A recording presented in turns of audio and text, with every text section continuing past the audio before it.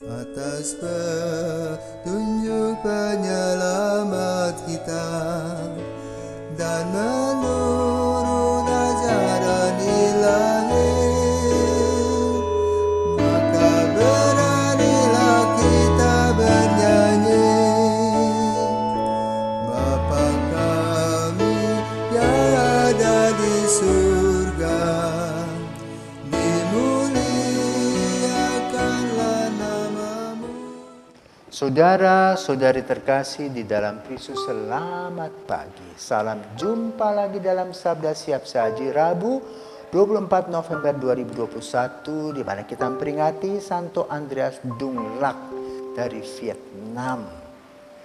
Marilah kita berdoa dalam nama Bapa, Putra, dan Roh Kudus. Amin.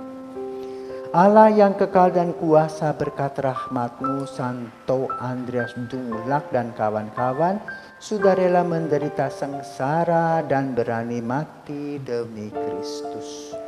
Tolonglah kami, orang yang lemah ini, agar kami pun seumur hidup berani mengakui nama-Mu yang kudus.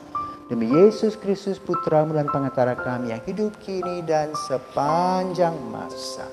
Amin. Tuhan bersamamu dan bersama rohmu. Inilah Injil Yesus Kristus menurut Lukas. Dimuliakanlah Tuhan. Lukas bab 21 ayat 12 sampai dengan 19. Pada waktu itu Yesus berkata kepada murid-muridnya, akan datang harinya kalian akan ditangkap dan dianiaya. Karena namaku kalian akan diserahkan ke rumah-rumah ibadat, dimasukkan ke dalam penjara, dan dihadapkan kepada raja-raja dan para penguasa. Hal itu akan menjadi kesempatan bagimu untuk bersaksi. Sebab itu tetap teguhlah di dalam hatimu. Janganlah kalian memikirkan lebih dahulu pembelaanmu. Aku sendirilah yang akan memberi kalian kata-kata hikmat, sehingga kalian tak dapat ditentang atau dibantah lawan-lawanmu. Dan kalian akan diserahkan juga oleh orang tuamu, saudara-saudaramu, kaum keluargamu, dan sahabat-sahabatmu, dan beberapa orang di antaramu akan dibunuh. Karena namaku kalian akan dibenci semua orang. Tetapi tidak sehelai pun rambut kepalamu akan hilang. Kalau kalian tetap bertahan, kalian akan memperoleh hidupmu. Demikianlah sabda Tuhan. Terpujilah Kristus.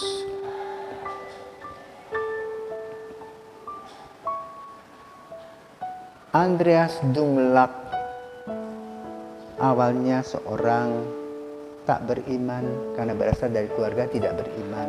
Kemungkinannya dari kelompok Konfusius, Konghucu. Dia dilahirkan pada tahun 1795 di Bac Ninh, Vietnam Utara. Kemudian dia menjadi katekumen dan dibaptis dengan nama Andreas.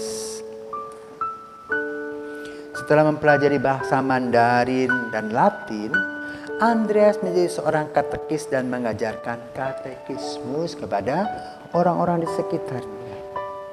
Kemudian Andreas terpilih untuk belajar teologi. Pada tanggal 15 Maret 1823 ditabiskan menjadi imam. Sebagai pasu paroki di Kedam, ia terus-menerus berhomili.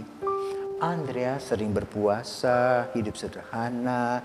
Ia menjadi contoh baik bagi masyarakat dan banyak orang ingin dibaptis karena keteladanannya.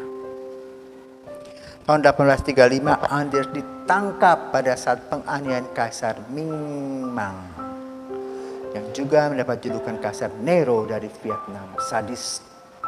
Tapi dibebaskan setelah anggota kongregasi yang ia layani membayar kebebasannya. Kemudian, untuk menghindari penganiayaan, dia mengganti nama. Awalnya adalah Tran Andong menjadi Andreas Lac. Maka kita kenal Andreas Dung Lac. Pindah ke daerah lain untuk melanjutkan karyanya. Namun ditangkap kembali seperti Santo Petrus. Dan apa akibatnya? Dia dibunuh. Itulah Santo Andreas Dungrak dari Vietnam. Kan itu sudah terkasih, bacaan Injil pada hari ini membicarakan tentang sikon yang akan dihadapi seseorang yang ingin mewartakan kabar gembira, dan itu adalah konsekuensi dari pewartaan atau memilih jalan kebenaran itu mengandung risiko. Jadi menurut teori selalu ada sebab dan akibat. Dalam kehidupan kita juga terjadi beberapa kelompok. Air dan minyak, benar dan salah. Lalu di manakah Andreas berada? Tentu menurut kita, Gereja Katolik, Andreas berada di jalan kebenaran. Kenapa? Melawan ketidakbenaran.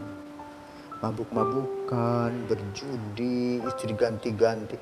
Itu tidak cocok dengan pewartaan Injili. Dan itu diwartakan oleh Andreas Dungrak. Tentu penguasa itu tidak suka. Kenapa? Banyak penguasa itu lalim. Hanya mengikuti nafsu jasmani saja. Misalnya contoh, melihat gadis cantik dia minta, padahal sudah punya istri dan anak, tidak peduli. Melihat uang bukan haknya, ambil saja, bisa rampok, bisa bermain judi, bisa dengan madat dan sebagainya.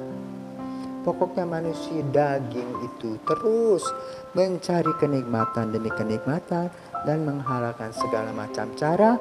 Dan Andreas sebagai imam tidak bisa terima, maka dia menegur mereka. Akibat teguran itu adalah tadi pembunuhan.